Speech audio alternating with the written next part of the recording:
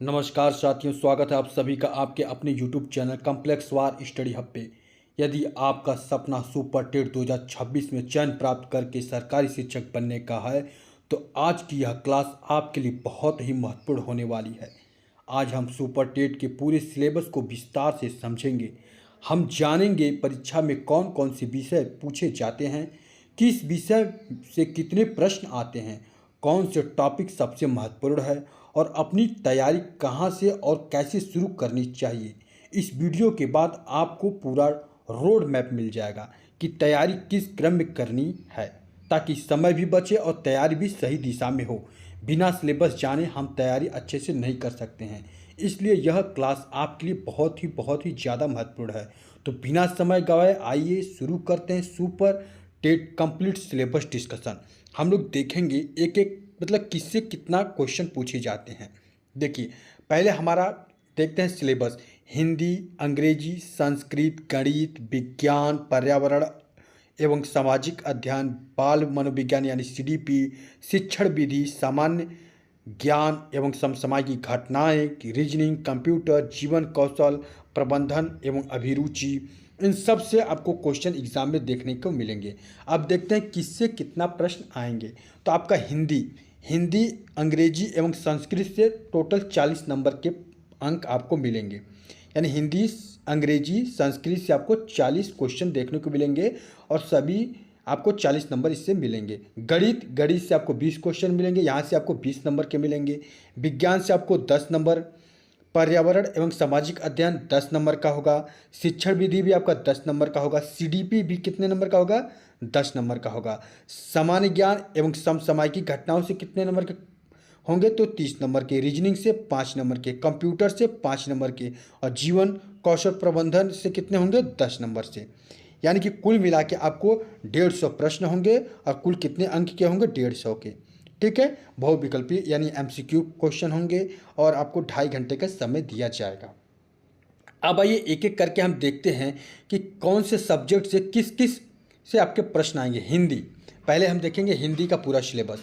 हिंदी में हमें क्या क्या पढ़ना है, किस पर ज़्यादा फोकस करना है, क्योंकि आप जानते हैं लैंग्वेज से आपके 40 क्वेश्चन पूछे जाएंगे।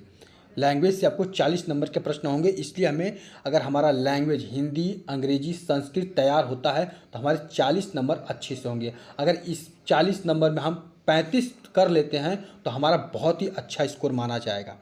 तो हिंदी यानी कि पहले आप लैंग्वेज पर कंप्लीट फोकस करिए। आप अगर तीनों हिंदी, संस्कृत, अंग्रेजी तीनों पर अच्छी कमांड रख लेते हैं तो आपके समझिए ये लैंग्वेज बहुत आपको स्कोरिंग, आपको फाइट करने में आपकी बहुत ज़्यादा हेल्प करेंगे। तो हिंदी सिलेबस में हम देखते हैं पहले भाषा एवं व्याकरण से पूछेगा। भाषा व्याकरण में आपको भाषा, बोली, लिपि और व्याकरण। वर्ण विचार में स्वर, व्यंजन, संयुक्त वर्ण। शब्द विचार में आपको देखने हैं संज्ञा, सर्वनाम, विशेषण, क्रिया विशेषण, संबंध बोधक, समुच्चय बोधक, विस्मय बोधक, अव्यय, संधि, समास, उपसर्ग, प्रत्यय, विलोम, पर्यायवाची, अनेकार्थी शब्द, वाक्य विचार, वाक्य भेद, वाक्य शुद्धि, मुहावरे, लोकोक्तियाँ, शब्द शुद्धि, अशुद्ध वाक्य, अशुद्धियाँ, वर्तनी शुद्धि। ये आपको बिल्कुल आपको पढ़ने हैं अच्छे से, क्योंकि लैंग्वेज आपके लिए बहुत ज़्यादा महत्वपूर्ण है। और साथ में आपसे पूछेगा हिंदी रचना में अनुच्छेद लेखन, पत्र लेखन, निबंध लेखन, संवाद लेखन, सूचना लेखन, इनसे भी एक एक क्वेश्चन आपको देखने को मिल सकते हैं। आपको एक गद्यांश दे देगा, हो सकता है गद्यांश से आपके 2-4 क्वेश्चन, 1-2 क्वेश्चन पूछ ले। गद्यांश आजकल तो ऐसे गद्यांश दे देता है, उसमें कोई शब्द दे देगा, कहेगा इसका विलोम क्या होगा, भाई इसका पर्यायवाची क्या होगा, भाई इसका अनेकार्थी शब्द क्या होगा। ठीक, तो इसलिए अपठित गद्यांश दे देगा, हो सकता है अपठित पद्यांश दे दे गद्यांश की जगह। तो वही दोनों चीज़ें एक हैं। फिर इसके बाद भक्ति काल, रीति काल, आधुनिक काल, प्रमुख लेख, इनसे क्या होगा, इनसे संत काव्य, सूफी काव्य, उनके रचनाएं, कवियों के नाम, इन सब से भी आपको क्वेश्चन देखने को मिलेंगे। तो आपको कवि, उनकी रचनाएं, इन सब के बारे में भी जानकारी होनी चाहिए। 1-2 क्वेश्चन यहाँ से भी आपको देखने को मिल जाएंगे। वहीं अलंकार से भी आपको मिल जाएंगे। तो अलंकार में आपको शब्दालंकार, अर्थालंकार, ये आपको पढ़ना है, इनकी परिभाषाएं आपको याद होनी चाहिए। ठीक है, इनसे भी क्वेश्चन 1-2 पूछे जा सकते हैं, छंद से भी पूछे जा सकते हैं और लोकोक्तियों से भी। तो ये आपका था हिंदी का सिलेबस। हिंदी आपको अच्छे से तैयार होनी चाहिए, क्योंकि आपका स्कोरिंग सब्जेक्ट है। यहाँ से आपको नंबर, जितने हिंदी के प्रश्न पूछे जाएँ, चाहे 10 हों, 12 हों, आपके पूरे के पूरे नंबर होने चाहिए। अब देखते हैं अगला संस्कृत। क्या देखेंगे हम लोग? संस्कृत। संस्कृत से क्या पूछेगा? संस्कृत में भाषा ज्ञान। संस्कृत में क्या? संस्कृत में भाषा का ज्ञान होना चाहिए, जैसे कि संस्कृत वर्णमाला, स्वर व्यंजन, संधि, व्यंजन, समास। आप हिंदी का देखिए, संस्कृत और हिंदी लगभग, अगर जो आप संस्कृत में स्वर व्यंजन पढ़ लिए, हिंदी में जो संधियाँ पढ़ लिए, तो लगभग लगभग मैच करता है। तो आप अगर अच्छे से पढ़ लेते हैं हिंदी, तो संस्कृत के भी आधे क्वेश्चन आपको मिल जाएंगे, हेल्प मिल जाती है। समास में अव्ययी भाव, तत्पुरुष, कर्मधारय, द्वंद्व, बहुब्रीहि, उपसर्ग, प्रत्यय, ये आपको पढ़ना है। शब्द रूप आपको पता होना चाहिए, लड़का, राम, साधु, फल, आकारांत, ठीक है, आकारांत, इकारांत, उकारांत, ये सब पता होना चाहिए। धातु रूप आपको पता होना चाहिए, ये भी आपको पढ़ के जाना है। कारक भी आपको पढ़ के जाना है, ठीक है। कारक कितने प्रकार के होते हैं, कौन कौन से कारक हैं, सर्वनाम से भी, विशेषण भी, अव्यय, ये आपको पढ़ के जाना है। क्या करना है? आपको पढ़ के जाना है, ठीक। उसके बाद आपको श्लोक भी आपको पता होना चाहिए, अनुच्छेद लेखन भी पता होना चाहिए, पत्र लेखन भी आपको पता होना चाहिए, ठीक है। इनसे भी एक दो क्वेश्चन आपको देखने को मिल सकते हैं।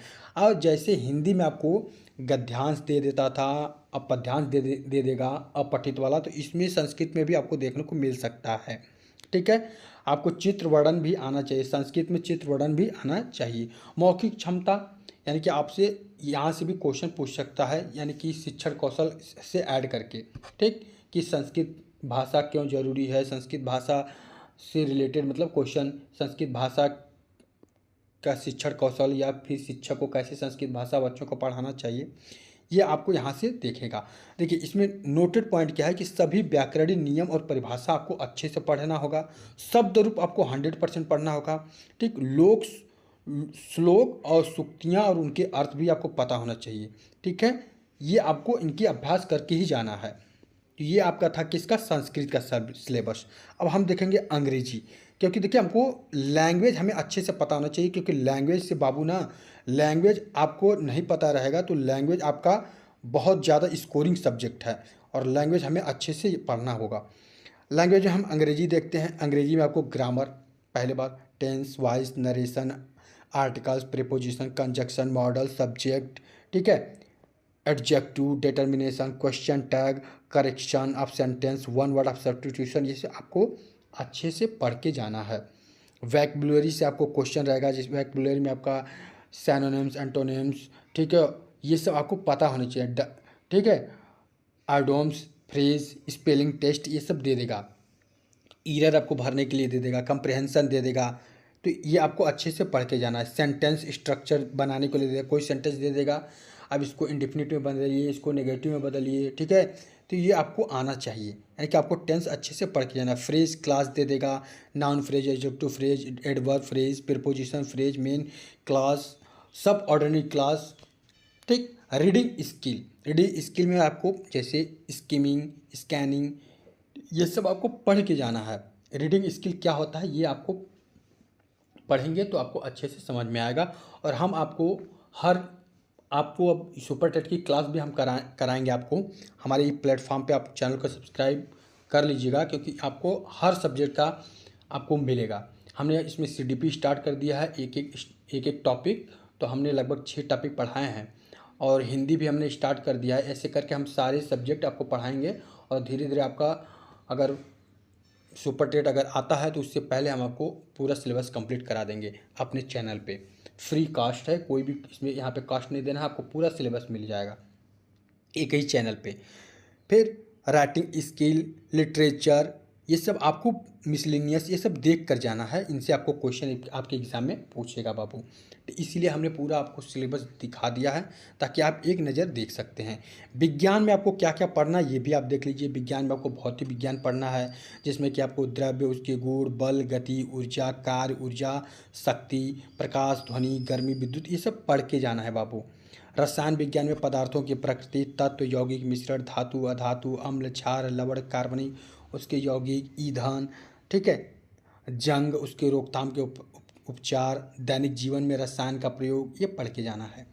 इसके बाद जीव विज्ञान यानी बायोलॉजी से आपको पूछेगा, जीवन की मूल इकाई क्या है, जीवों में विविधता, पादप जंतु, जीव जंतु, मानव शरीर, पोषण, श्वसन, परिवहन, ठीक है, उत्सर्जन, प्रजनन, रोग, उनके कारण, स्वास्थ्य, स्वच्छता, जैव प्रौद्योगिकी और उसका उपयोग, अनुप्रयोग, पर्यावरणीय समस्या, ये आपको अच्छे से पढ़ के जाना। ये लगभग आपका जो सुपर टेट का सिलेबस है, आपको 6 to 8 अगर आप अच्छे से पढ़े हैं तो आपको सुपर टेट का आपको लगभग इसी से मिल जाएगा। सुपर टेट के लगभग सिलेबस इनसे ही मैच करते हैं। आप देख लीजिए विज्ञान का ही आपको 6, 7, 8 के टॉपिक हैं सारे के सारे, तो ऐसे आपको टॉपिक मिल जाएंगे। अधिक से अधिक आप अगर 6 से 10 तक अगर आप पढ़ लेते हैं, अच्छे से 6 से 10 तक की बुक आप पढ़ लेते हैं एनसीईआरटी की, तो आपका लगभग आपका 70 से 80% सिलेबस तैयार हो जाएगा अगर आप अच्छे से पढ़ लेते हैं। आपको अलग से क्या पढ़ना होगा, अलग से आपको पढ़ना होगा सीडीपी, क्योंकि आपको 6 से 8 में नहीं है।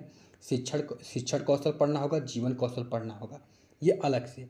तो इसीलिए हम कह रहे हैं कि अगर 6 से 10 तक की आप बुक पढ़ लेते हैं एनसीईआरटी की अच्छे तरह से, तो आप बता रहे हैं हम आपको 70% आप 60 से 70% आपका तैयार हो जाएगा। और आपको अलग से पढ़ना होगा सीडीपी, शिक्षण कौशल, ठीक है, जीवन कौशल, ये आपको पढ़ना होगा।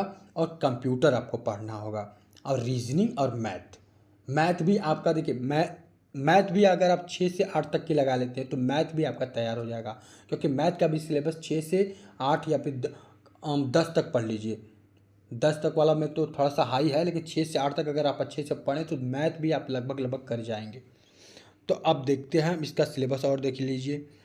प्राकृतिक घटनाएं में मौसम, जलवायु, तूफान, चक्रवात, बवंडर, ये सब आपको देखना है। ज्वालामुखी, भूकंप, ठीक है, पृथ्वी की आंतरिक संरचना क्या है, पृथ्वी की गति क्या है, मौसम परिवर्तन के कारण क्या है, जल चक्र क्या है, सौरमंडल क्या है, ग्रह, तारे, उपग्रह, चंद्रमा की कलाएँ, ये सब आपको, ये आपकी सुपर टेट के सिलेबस है। पर्यावरण में वायु प्रदूषण, जल प्रदूषण, मृदा प्रदूषण, ये सब आपको देखना है। जैव विविधता देखना है, पर्यावरण संरक्षण के उपाय देखना है, ठीक है, विज्ञान का दैनिक जीवन में उपयोग क्या है, ये आपको पढ़ के जाना है। तो आपका ये क्या था, विज्ञान के सिलेबस हैं। किसके सिलेबस हैं साथियों, विज्ञान के हैं। और आप जानते हैं कि विज्ञान से आपके एग्जाम में 10 नंबर के क्वेश्चन आएंगे। कितने नंबर के आएंगे, 10 नंबर के। इसलिए हमें विज्ञान से अच्छे से पढ़ के जाना है। और देखिए, लैंग्वेज आपको 40 नंबर देगा अगर अच्छे से तैयार कर लेते हैं, और लैंग्वेज में आपको 35 अगर कर लेते हैं तो आप बहुत। और वहीं गणित आपको बाबू 20 नंबर देगा, गणित आपको 20 नंबर देगा। गणित अगर आपको अच्छे से आती हो तो 20 में 20 आपका कहीं गया नहीं है, क्योंकि गणित आपको देखिए इसमें पढ़ना क्या है हम आपको बता दे रहे हैं। संख्या पद्धति बाबू, संख्या पद्धति एवं संख्या प्रकार, संख्या का प्रकृति, अभाज्य संख्या, सहअभाज्य संख्या, एचसीएफ, एलसीएम, दशमलव भिन्न, ये सब आपको आना चाहिए। भिन्न में आपको देखते हैं ना, भिन्न दे देगा, इनको करेगा अरेंज करने के लिए, आरोही क्रम में करिए, अवरोही क्रम में बदलिए, ठीक है। फिर या फिर कोई भिन्न दे देगा, इसको सरल करिए, ठीक है, या मिश्र धन में बदलिए, ऐसे पूछता है। एलसीएम एचसीएफ बताइए इनका क्या होगा। प्रतिशत आपको दे देगा, लाभ, हानि, छूट, साधारण ब्याज, चक्रवृद्धि ब्याज, अनुपात निकालने के लिए रेशियो, समानुपात, मिश्रण, मिश्र धातु साज, ठीक है, ये सब दे देगा। एवरेज से आपको क्वेश्चन देखने को मिलेगा, समय कार्य से देखने को मिलेगा, समय दूरी से मिलेगा। ये आप देखिए, आपको आपका ये जो पूरा सिलेबस है आपको 6 से 8 में देखने को मिल जाएगा। 6 से 8 का ही पूरा सिलेबस है। क्षेत्रमिति आपको पढ़े ही है कक्षा 8 में। वर्ग, आयत, त्रिभुज, समचतुर्भुज, वृत्त, ठोस आकृति, घन, घनाभ, बेलन, मेंसुरेशन वाला जो चैप्टर है लास्ट में क्लास 8 में आपको देखने को मिल जाएगा। बीज गणित आपको क्लास 6 से ही आपको देखने को मिल जाती है। तो बीज गणित में आपको सरलीकरण, घातांक, करड़ी, बहुपद, द्विघात समीकरण, ये सब आपको। ज्यामिति देख लीजिए, आपको रेखा, कोण, त्रिभुज के बारे में आपको 6-8 से ही आपको देखने को मिल जाता है ना। अगर आपको और अच्छे से पढ़ना है तो 9 से 10 तक, 10 से ऊपर मत जाइएगा। अगर आपको नहीं तो आपको 6 से 8 तक अगर आप अच्छे से मैथ पढ़ लेते हैं बाबू, तो आप 18 नंबर 20 नंबर कर लेंगे। और बढ़िया पढ़ लेते हैं अगर 10 तक, तो आपको 20 में 20 मैथ देगा, 20 में 20। आंकड़े और प्रायिकता देख लीजिए, आपका पूरा सिलेबस देखिए, माध्यिका, माध्य, बहुलक, प्रायिकता, ये सब कहाँ है, आपके 8 के ही तो सिलेबस हैं। तो 20 नंबर आपका यहाँ से आप अच्छे से मैथ पढ़ लेते हैं बाबू, 20 नंबर आपका कहीं गया नहीं है। और ज़्यादा भाग दौड़ मत करिए, ये बुक खरीद लें, वो बुक खरीद लें, तो बहुत हम आपको सिंपल कह रहे हैं कि आप खाली एनसीईआरटी पढ़िए। 6 से आपको 10 तक की एनसीईआरटी पढ़ लीजिए अच्छे से बाबू, आपको सुपर टेट में आपको कोई रोक नहीं सकता है। बस आपको अलग से क्या पढ़ना पड़ेगा, सीडीपी, शिक्षण कौशल, जीवन कौशल, ठीक है, रीजनिंग पढ़ना होगा थोड़ा सा, और कंप्यूटर आपको अलग से पढ़ना होगा। और आपका मैथ भी अगर आप पढ़ लेते हैं, 6 से 8 तक का आप मैथ लगा लेते हैं, तो आपका मैथ भी आपका वहीं से मिल जाएगा। अब आइए देखते हैं सामाजिक अध्ययन, पर्यावरण एवं सामाजिक अध्ययन, देखिए ये भी आपको वहीं से आपका 6 से 8, 9, 10 में मिल जाएगा। पर्यावरण अध्ययन में पर्यावरण क्या है, पर्यावरण के प्रकार क्या हैं, पर्यावरण के प्रदूषण कौन कौन से हैं, ठीक है, ये आपको देखना है। भारत का भूगोल, आप देखिए कक्षा 6 से ही आपको भारत में देखने को मिल जाएगा। पहला ही चैप्टर में आपको भारत के बारे में मिल जाएगा, ठीक। भारत का भौगोलिक स्थान विस्तार, ठीक है, आपको पर्वत पठार मिल जाएंगे, नदियाँ झील मिल जाएंगे, जलवायु मृदा प्राकृतिक संसाधन वनस्पति जनसंख्या विवरण। विश्व भूगोल में आपको चले जाएंगे तो विश्व की भौगोलिक परिचय बताना है, यानी महाद्वीप महासागर, कितने महासागर हैं, कितने महाद्वीप हैं, ये आपको पता होना चाहिए। भारत के पड़ोसी देश तो जरूर याद करके जाइएगा कि कितने पड़ोसी देश हैं, कौन कौन से पड़ोसी देश हैं, कौन से पड़ोसी देश से आपका क्या व्यापार है। अब विश्व की प्रमुख नदियों के बारे में चर्चा देख के जाइएगा, अपने देश की पूरी नदियों के बारे में पढ़ के जाइएगा, उत्तर भारत की नदियों के बारे में पढ़ के जाइएगा, दक्षिण भारत के प्रमुख नदियों के बारे में पढ़ के जाइएगा, भारत की जलवायु क्या है ये पढ़ के जाइए, भारत की वनस्पति क्या है ये पढ़ के जाइए। अगर भारत की जलवायु, भारत की वनस्पति, भारत के प्रमुख उद्योग धन ये सब पढ़ के जाएंगे तो आपको विश्व भूगोल और आपको भूगोल में लगभग कर जाएंगे। क्योंकि भारत का जो उद्योग हैं ये अलग अलग कंट्री से क्या क्या रिलेशन रखते हैं, कौन से निर्यात किए जाते हैं, कौन से आयात किए जाते हैं, ये सब आपका विश्व भूगोल में ही तो है। और इतिहास में आपको क्या पढ़ना है, प्रागैतिहासिक काल, प्राचीन भारत, मध्यकालीन भारत, आधुनिक भारत। बताइए ये आपका ये पूरा आपका सिलेबस क्या है, 9 से 10 तक तो मिल ही जाएगा। बोलिए, स्वतंत्रता संग्राम और प्रमुख चरण, आपको स्वतंत्रता संग्राम पढ़ के जाना, INM पढ़ के जाना है, ठीक है। भारतीय राष्ट्रीय आंदोलन, नागरिक शास्त्र में आपको भारत का संविधान पढ़ के जाना है। मौलिक अधिकार क्या है, मौलिक कर्तव्य क्या है, राज्य के नीति निर्देशक तत्व क्या है। अगर ये देखिए मौलिक अधिकार, कर्तव्य, राज्य के नीति निर्देशक तत्व, भारत के संविधान के कितने भाग होते हैं, कितने अनुच्छेद होते हैं, अगर आप इतना पढ़ लिए तो आपके इससे तो 2-4 क्वेश्चन फिक्स ही रहते हैं।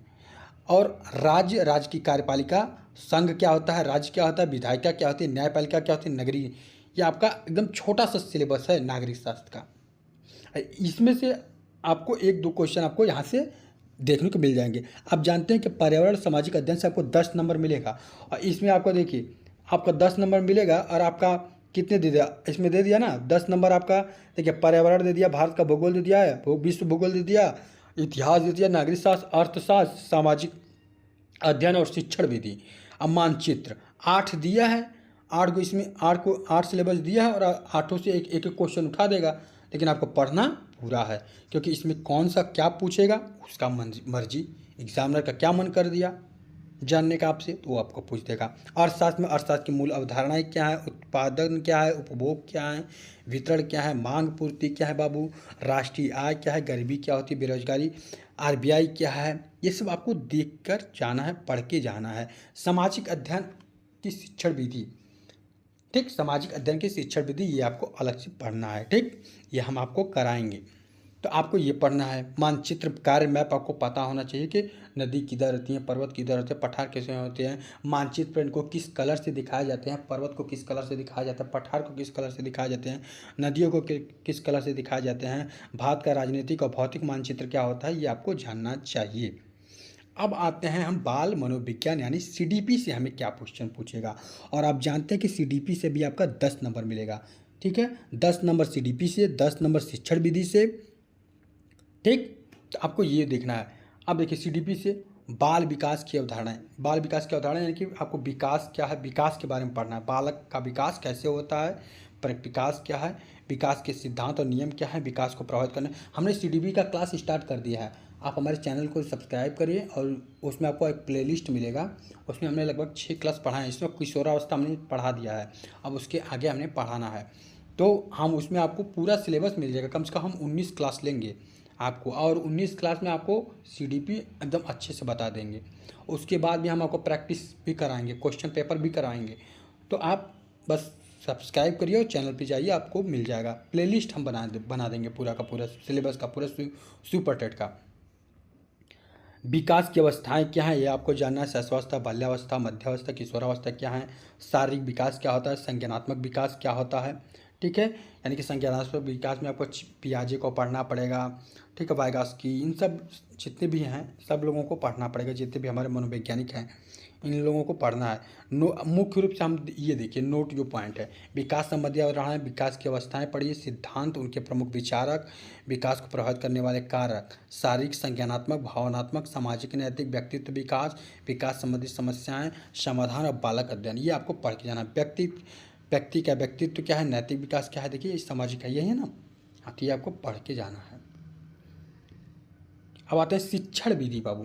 शिक्षण विधि हमने कहा ना, शिक्षण विधि से भी 10 नंबर आते हैं। यहीं आपको अलग से देखिए क्या पढ़ना है, शिक्षण विधि, बाल मनोविज्ञान आपको अलग से पढ़ना है, और करंट अफेयर आपको देखना है। करंट अफेयर से भी आपको क्वेश्चन 30 नंबर आएंगे बाबू। समसामयिकी यानी सामान्य ज्ञान और करंट अफेयर। देखिए अब आपको बच्चों, बहुत लोगों को ये प्रॉब्लम है कि हम लोग समसामयिकी कहाँ से पढ़ें, सामान्य ज्ञान कहाँ से पढ़ें।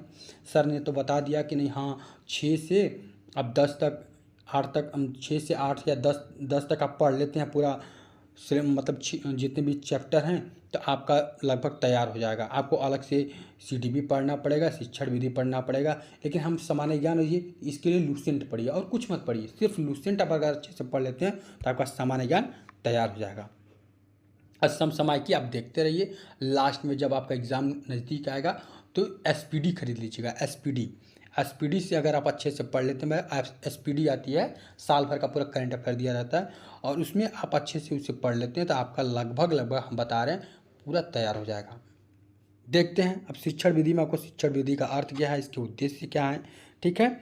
शिक्षण विधि के सिद्धांत क्या है बाबू, शिक्षण के प्रकार क्या है, शिक्षण के साधन सामग्री क्या है, समावेशी शिक्षा क्या होती है, मूल्यांकन क्या होता है, पाठ्य योजना क्या होती है, शिक्षण की अवस्थाएं क्या हैं। ये आपका BTC अगर आप किए होंगे, BTC भाई BTC करेंगे तभी आप दे सकते हैं सुपर टेट। तो ये आपका जो आपका CDP और शिक्षण विधि का जो और जीवन कौशल का जो आपका सिलेबस है, अगर आप BTC अच्छे से किए हैं, एकदम अच्छे से, आप BTC की आपके पास बुक है, तो वहीं आप पढ़ लीजिए, आपका CDP और शिक्षण विधि और जीवन कौशल भी अच्छे से तैयार हो जाएगा। आपको किसी भी चीज़ की ज़रूरत नहीं पड़ेगी ना, बस आप अपना बुक आप अपने पास रखते हैं तो इसे अच्छे से पढ़िए बाबू, ये आपको बहुत ज़्यादा हेल्प करेगा। खाली ये आपको पूरा BTC का सिलेबस है बाबू। बहुत लोग कहेंगे कि नहीं ये पढ़ लो, ये बुक ले लो, ये बुक पढ़ो, आप बस अपना BTC का पढ़िए और 6 से आप 10 तक की पूरी बुक पढ़ लीजिए, आपका कोई रोक नहीं सकता है माई कला। लेकिन सारे विषय पढ़िए 6 से 10 तक के, हिंदी, अंग्रेजी, संस्कृत, मैथ, विज्ञान, सामाजिक अध्ययन, ठीक है। आपको यहीं से आपको क्वेश्चन मिलेंगे और कहीं से नहीं। और अलग से आपको ये CDP के लिए आपको आपका BTC वाला सिलेबस है पूरा। आइए देखते हैं नेक्स्ट, जीवन कौशल। जीवन कौशल भी आपका वहीं से मिलेगा BTC से। जीवन कौशल का अर्थ क्या है, महत्व क्या है, आत्म जागरूकता क्या है, भावनात्मक प्रबंधन क्या है बाबू, संचार कौशल क्या है, निर्णय लेने की क्षमता, स्वास्थ्य जीवन शैली, टीम वर्क यानी सहयोग, समय प्रबंधन, नेतृत्व कौशल, समस्या समाधान कौशल, ये आपका जीवन कौशल के, ठीक है। जीवन कौशल और प्रबंधन अभिरुचि के जो चैप्टर हैं, जिससे आपका 10 नंबर आएगा, ठीक है। ये 10 नंबर का आपको यहाँ से मिलेगा, यानी आपको 10 नंबर जीवन कौशल देगा, 10 नंबर शिक्षण विधि देगा, और 10 नंबर आपको बाल मनोविज्ञान CDP देगा, यानी कि 30 नंबर जो है आपका ये आपको देगा। तीनों अगर मिला दे तो 30 नंबर आपको यहाँ से मिलेगा। और 30 नंबर के लिए आपको, अगर आप अच्छे से BTC पढ़े हैं या फिर BTC की आपके पास बुक हैं तो आप उसी को पढ़िए और कोई बुक मत पढ़िए, क्योंकि बाबू जितना बुक आप रखेंगे उतना आपको डाउट होगा। एक ही बुक रखिए, उसको 4 बार नहीं 5 बार पढ़िए बाबू, आपके सारे कंसेप्ट क्लियर हो जाएंगे और आप अच्छा कर लेंगे। और आप 10 बुक पढ़ेंगे तो 10 बुक में 10 चीज़ें मिलेंगी, 10 लैंग्वेज मिलेंगी, आपको डिस्टर्ब होगा। तो इसीलिए मेरा मानिए, आप 6 से 8 तक, 6 से 10 तक, सॉरी 10 तक आप पूरा NCERT पढ़ लीजिए, बुक लगा लीजिए, और उसके बाद आप BTC के अपना पढ़ लीजिए बुक, आपका पूरा तैयार हो जाएगा अच्छे से। और लूसेंट आप सामान्य ज्ञान के लिए पढ़ लीजिए। आइए रीजनिंग, ये देखिए रीजनिंग आपको अलग से पढ़ना पड़ेगा, क्योंकि रीजनिंग हम इसमें नहीं है, ठीक है। तो रीजनिंग में आपको एनालॉग्स पढ़ना है, ठीक है, मतलब नंबर्स दे देंगे, अल्फ़ाबेट दे देगा, ठीक है, इनका क्लासिफिकेशन कैसे वर्गीकरण करना है, कोडिंग डिकोडिंग आपको आना चाहिए, संख्या श्रेणी नंबर सीरीज आपको आना चाहिए। आज ये आपको पढ़ने वाला, ये मतलब थोड़ा सा इस पर प्रैक्टिस करना है रीजनिंग पे, क्योंकि हाँ लेकिन रीजनिंग से आपको कितने नंबर मिलने हैं, 5 नंबर मिलने हैं। कितने? 5 नंबर। ये आपका 5 नंबर का है, ठीक है। तो पहले हमें सबसे ज़्यादा फोकस किसने करना है, 40 नंबर पे। 40 नंबर कौन देगा, हमारा लैंग्वेज देगा। फिर उसके बाद दूसरा हमें किससे पढ़ना है, सबसे अधिक महत्व देना है गणित को। कितने नंबर देगा बाबू, 20 नंबर का देगा, ठीक है। 20 नंबर हमें गणित का। फिर उसके बाद हम CDP, शिक्षण विधि और जीवन कौशल, दोनों इनसे मिला के 30 नंबर, यानी कि हमको इस पर ध्यान देना है।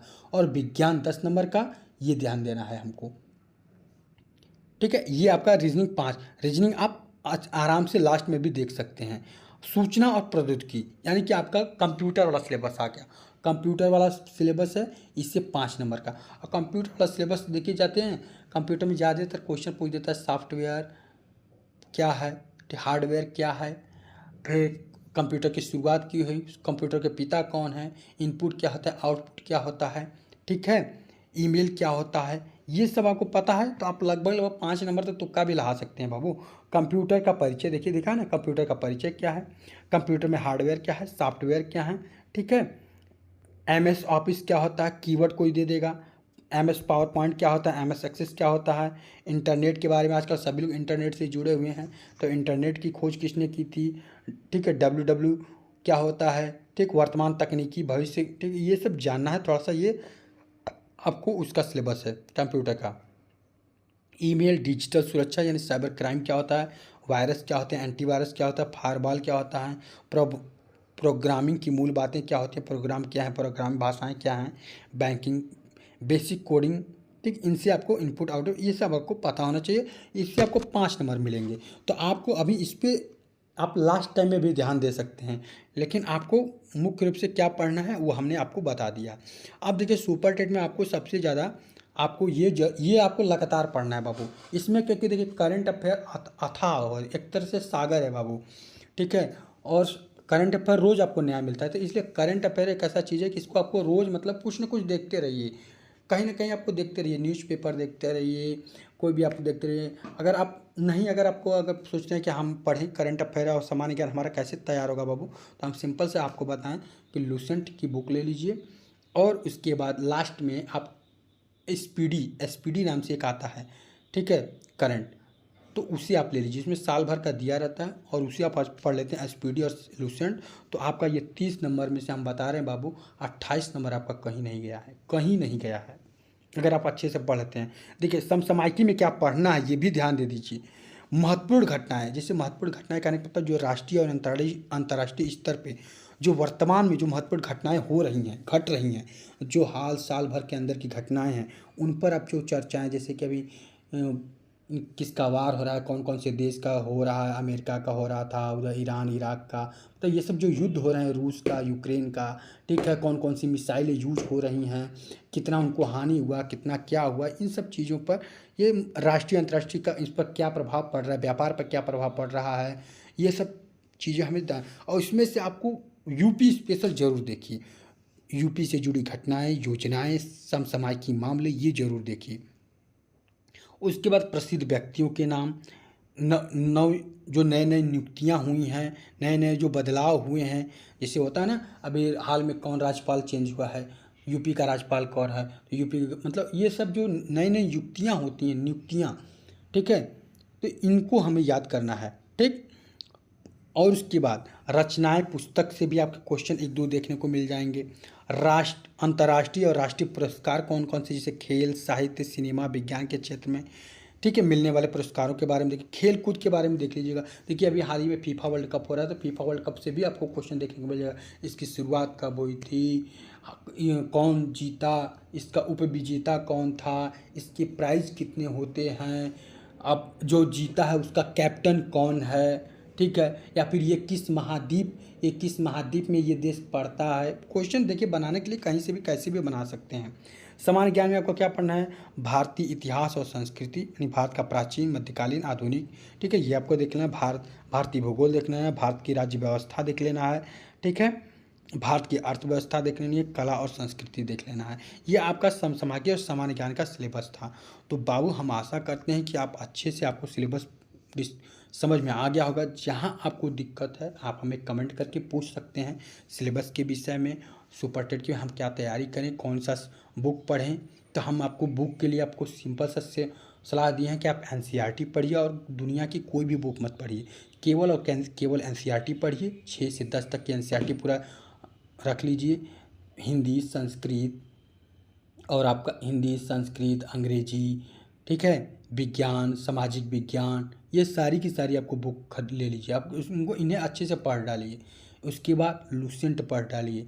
उसके बाद एसपीडी आप सामान्य ज्ञान के लिए पढ़ लीजिए। और बीटीसी में आपका जो आपका सीडीपी, ठीक है, शिक्षण जीवन कौशल है, आप बीटीसी के आप अगर अच्छे से किए हैं तो वो पढ़िए, आपकी बुक है तो उसे पढ़िए।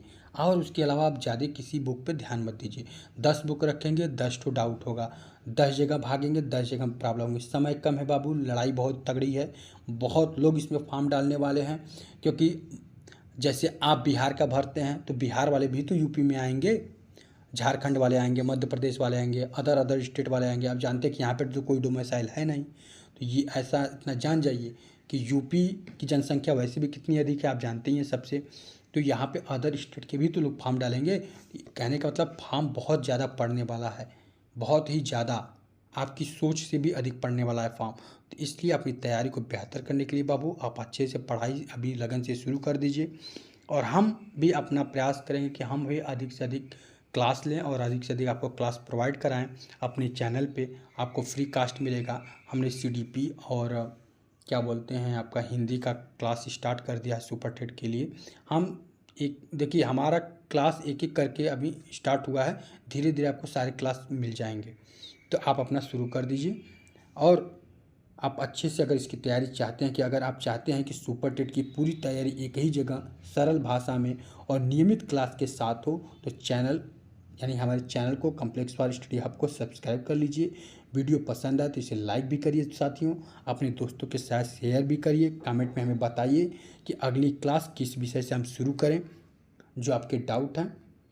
चलिए फिर मिलते हैं एक नेक्स्ट क्लास में, तब तक के लिए आप सभी को राधे राधे, जय जय श्री कृष्णा साथियों।